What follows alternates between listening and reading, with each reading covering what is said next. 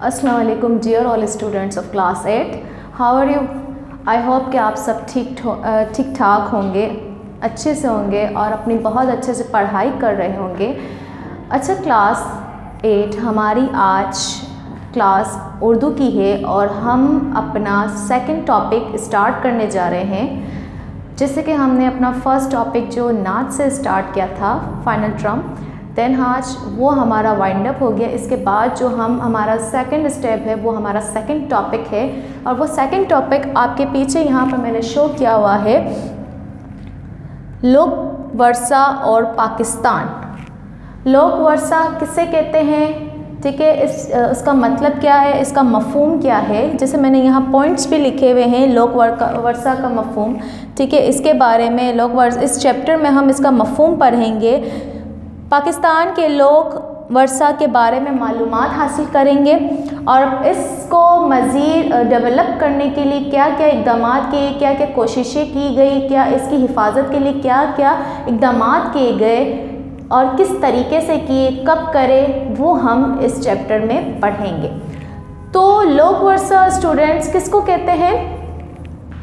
आपकी जितनी भी आपके मुल्क की सकाफ़त, आपके मुल्क की पहचान होती है। हर मुल्क में अलग अलग किस्म की सकाफ़त होती हैं। सकाफ़त में आपकी रस्म व रिवाज, ठीक है, आपकी तकरीबात, आपके मेले, आपके प्रोग्राम्स, रिवायती जो तकरीबातें होती हैं हर किस्म की होती हैं, और आपके फ़नून जो होते हैं, जो आप दस्तकारियाँ जो होती हैं, तो ये तमाम की तमाम जो चीज़ें होती हैं, जो ये हमारे सकाफ़त को शो कर रहा होता है, हमारे कल्चर को शो कर रहा होता है।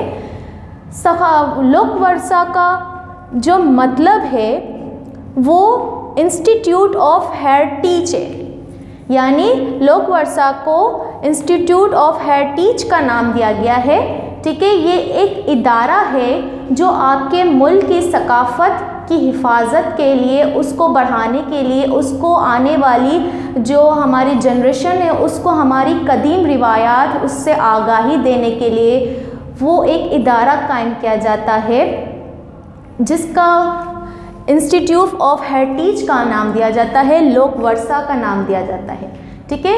लोक वर्षा एक इदारे का नाम होता है जो हमारे कल्चर को मोटिवेट कर रहा होता है, हमारे कल्चर, हमारी सकाफ़त जो होती है उसकी हिफाजत के लिए जो इक़दामात होते हैं, जो इदारे कायम किए जाते हैं, उसको लोक वर्षा कहते हैं। जो पाकिस्तान, अब हम पाकिस्तान में जो लोक वर्षा है उसके बारे में पढ़ेंगे।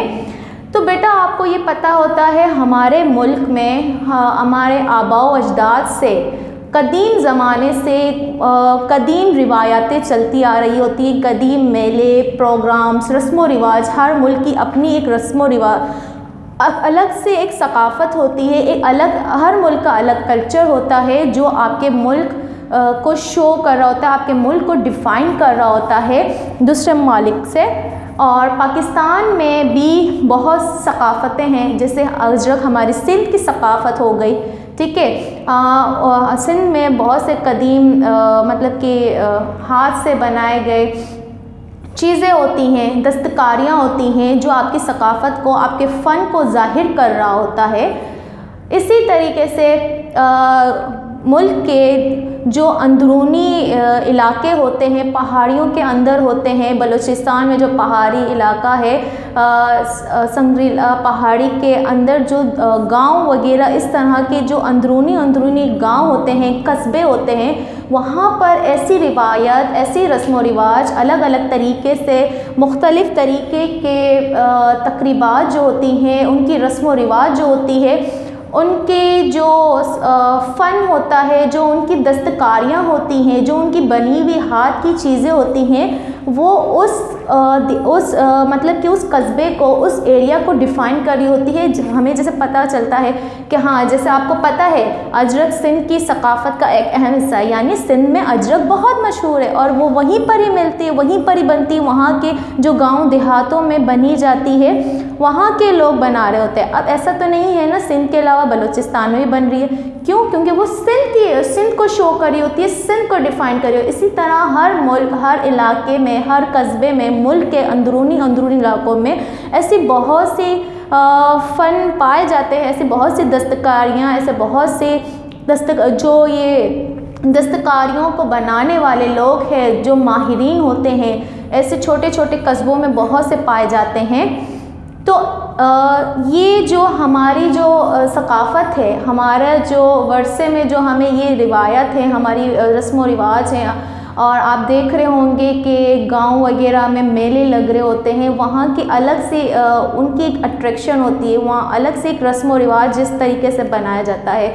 जैसे सवात में मेला लग रहा होता है, गिलगित में, कहीं कहाँ हर जगह पर कभी कहीं एक वक्त मुकर्रर होता है, उसमें वो चीज़ें हो रही होती है। तो वो तमाम की तमाम चीज़ें हमारी सकाफ़त को डिफ़ाइन कर रही होती है, हमारे कल्चर को शो कर रही होती है, उस एरिया को मोटिवेट कर रही होती है, उस एरिया को डिफ़ाइन कर रही होती है, और वो एरिया, वो हिस्सा उस सकाफ़त की वजह से ज़्यादा मकबूल और मारूफ़ हो जाता है। वो लोग ज़्यादा मारूफ़ हो जाते हैं कि हाँ, यहाँ के लोगों को ये हुनर आता है, यहाँ के लोग की ये रस्म व रिवाज है, यहाँ के लोगों की ये रिवायात हैं।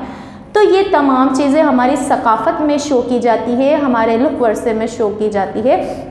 अच्छा, जैसे मैंने आपको बताया, लुक वर्से का एक इदारा है, ठीक है, और ये इदारा कब कायम हुआ? जैसे कि इस तमाम चीज़ों की हिफाजत के लिए 1947 में एक इदारा कायम किया गया। वो इदारे का नाम है यूनेस्को, ठीक है, यूनेस्को एक इदारे का नाम है जो 1947 में कायम किया गया। अब ये इदारा इस्लामाबाद में मौजूद है, और इसकी शाखें पूरे मुल्क में फैली हुई हैं। इसकी तमाम शाखें ये पूरे मुल्क में फैलाया गया है, ताकि हमारे मुल्क के कोने कोने में जितनी भी हमारी सकाफ़त हैं और हमारी जितनी भी रस्म व रिवाज हैं, हमारी दस्तकारियाँ हैं, वो इन तमाम की तमाम चीज़ों को वहाँ के जो इस इदारे के जो लोग होते हैं, वो मुल्क के दीगर इलाकों में, दीगर कस्बों में, दीगर गाँव में फैले होते हैं, और वहाँ की चीज़ों को, वहाँ की जो डेटा होता है एक सकाफ़त का, उसको मतलब कलेक्ट कर रहे होते हैं, और फिर उसको दो हमारे क्या कहते हैं, दो घर है। एक तो कहते हैं अजायब घर। अजायब घर आपको पता होता है म्यूज़ियम कहलाता है, जहाँ पर ऐसी दस्तकारियाँ, ऐसी आर्ट, ऐसे फ़नून, हर एक चीज़ वहाँ पर रखी जाती है जो हमारे मुल्क को डिफ़ाइन कर रही होती है, हमारे कल्चर को डिफ़ाइन कर रही होती है, उसको शो कर रही होती है। और लोग म्यूज़ियम में आप जब जा रहे होते हैं तो ऐसी चीज़ें आपको बहुत सारी मिलती होंगी, जैसे हाथ से बनी हुई चीज़ें होती है, मतलब कि कदीम ज़माने की कदीम तराशी हुई चीज़ें होती है, और वो भरत करना, जो कढ़ाई होती है, कढ़ाई किया जाता है, और जो चीज़ों को तराश कर उसको एक खूबसूरत, उसको एक शक्ल दी जाती है। तो ये सब के सब एक दस्तकारियाँ हैं, फ़न होता है, जो कहाँ रखी जाती है? अजायब घर में रखी जाती है, ताकि लोग जब वो वहाँ पर आए तो वो उन कदीम चीज़ों को देखकर उसके मतलब उसके तरफ उसका मुतवज्जा होते हैं, वो अट्रैक्टिव होते हैं, और वो कदीम रिवायात याद रखी जाती है। और इसी वजह से अगर वो ये अजायब घर वगैरह ना होते तो क्या होता? ये सारा डिस्ट्रॉय हो जाता, कोई याद नहीं है। क्योंकि आज के जो फास्ट हमारा जनरेशन है, उसमें हम अपनी कदीम चीज़ों को ज़्यादा से ज़्यादा भूलते जा रहे हैं। तो इन तमाम क्योंकि आगे जाकर बहुत ज़्यादा डेवलपमेंट हो रही है, एडवांस हो रहा है, हम सब एडवांस की तरफ जा रहे हैं, तो हम अपनी कदीम रिवायातों को, कदीम रस्म व रिवाज को क्या कर रहे हैं? भूलते जाएंगे। तो वो चीज़ ना हो, इसलिए ये इदारे कायम किए गए हैं, ताकि वो यादें, वो कदीम रिवायात, वो अक्कासियाँ, वो दस्तकारियाँ, वो रस्म व रिवाज, वो तमाम चीज़ें सेव रहे, लोगों के माइंड में रहे, और वो बार बार रिमाइंड करवाती रहे। इसीलिए अजायब घर यानी म्यूज़ियम कायम किए जाते हैं। और इसी का दूसरा इदारा होता है इन रस्म व रिवाज के लिए, हमारी सकाफ़त को सेव करने के लिए अशाद घर। अब अशाद घर क्या होते हैं? एक ऐसा घर होता है जिसमें किताबें, मतलब कि किताबें की मवाद, मतलब कि जो हमारे सकाफ़त के ऊपर होती है वो किताबें, और दूसरी वीडियोस और ऑडियो कार्ड्स, जो कार्ड्स होते हैं उन कल्चर के ऊपर बनाए जाते हैं। ऑडियो होती है, वीडियोस होती हैं, तो वो जो तमाम चीज़ें और दीगर और वहाँ के जो इस इदारे के जो लोग होते हैं वो कहीं कहीं महीनों तक उन इलाकों में जाते हैं, सरवाइव कर रहे होते हैं, वहाँ विज़िट कर रहे होते हैं और कहीं कहीं महीनों तक वहाँ स्टे कर रहे होते हैं, वहाँ ठहरते हैं, ताकि वहाँ के जो कदीम ज़माने के जो लोग हैं वहाँ से वो मालूमात इकट्ठा करके अपनी किताबों में शाया करें, वो किताबें लोगों तक पहुँचाए और उसकी मालूमात लोगों तक आगे पहुँची जाए। तो ये तमाम चीज़ें अशात घर में होती हैं, जिसमें किताबें शाया की जाती हैं, किस पर, हमारे कल्चर पर, हमारी सकाफ़त पर, हमारे रस्म व रिवाज पर, हमारे मेलों पर, हमारी दीगर तकरीबात पर, जो हर इलाके में मुख्तलिफ़ तरीके से पाई जाती है। अब जब तक लोग वहाँ इन इदारों के जो लोग होते हैं वहाँ वो स्टे कर रहे होते हैं, वहाँ की तमाम मालूमात इकट्ठा करके वो अपनी बुक्स में, अपनी ऑडियो में, अपनी वीडियोस में, कार्ड्स में वो शाया कर रहे होते हैं, वो नुमाया कर रहे होते हैं, जो हम तक पहुँचाते हैं और ताकि हमें वो रिमाइंड रहे। तो हमने ये पढ़ा कि लुक वर्सा का मफ़हूम क्या है, ठीक है, कि लुक वर्सा किसे कहते हैं? ऐसा इदारा जहां हमारा कल्चर सेव रहे, वो कल्चर को सेव रखने के लिए इदारा कायम किया गया है।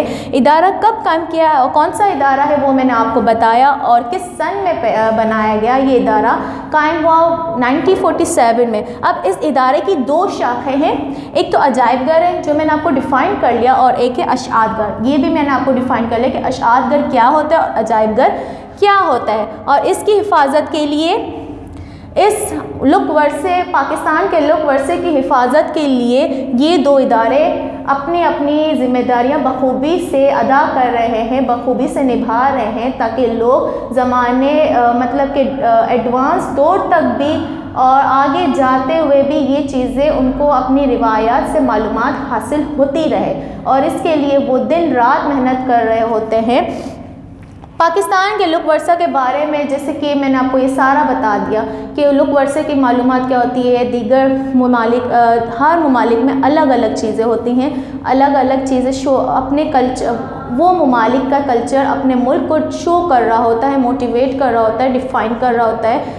पाकिस्तान का भी जो कल्चर है वो पाकिस्तान को डिफ़ाइन कर रहा होता है, वहाँ के लोगों को डिफ़ाइन कर रहा होता है, वहाँ के इलाके, वहाँ के कस्बों में जो तकरीबात, जो मेले, जो रस्म व रिवाज होते हैं, बहुत सी किस्म की आपके भी अलग से रस्म व रिवाज होते हैं, तो ये तमाम की तमाम चीज़ें कल्चर में शो होती है। तो इसके बारे में भी हमने पढ़ा, हमने इसकी हिफाजत के इक़दामात के बारे में भी पढ़ा कि किस तरीके से हिफाजत होती है। तो आई होप आपको ये चैप्टर समझ आएगा होगा।